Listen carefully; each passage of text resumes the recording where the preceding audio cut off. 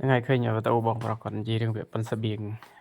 តកងទ័ពបាទគាត់ថាមានតែអង្គនិងតែអង្គឬក៏បាយមួយកញ្ចប់ហ្នឹងមិនខ្វះទេម្ហូបក្នុងព្រៃចាស់ពីដើមដល់ឮគាត់និយាយអញ្ចឹងគឺខ្ញុំភាំងបងខ្ញុំធ្លាប់ឮចាស់គាត់និយាយដែរគាត់ប្រាប់គាត់និយាយប្រាច់លេងណាកាលគាត់នៅទាហានច្បាំងទាហានពីដើមគាត់ថាមិនខ្វះទេសាច់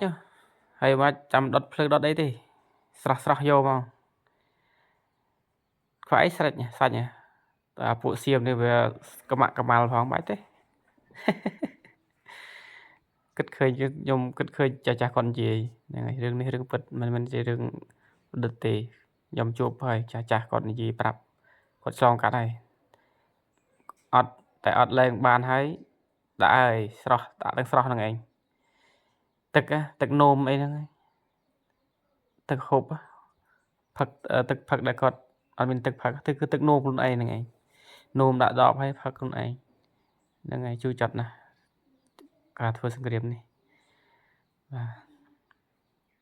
តែអ្វីដែលយើងទ្រាំលែងបានហើយគឺទៅហើយមិនសុខទេចឹងមិនបាច់តែដុតភ្លើងដុតអីទេដាក់ស្រស់ហ្នឹងឯងរឿងនេះរឿងពិតបាទខ្ញុំឮផ្ទាល់តាជីរបស់ខ្ញុំនៅនឹងមុខផ្ទាល់ដែរបាទ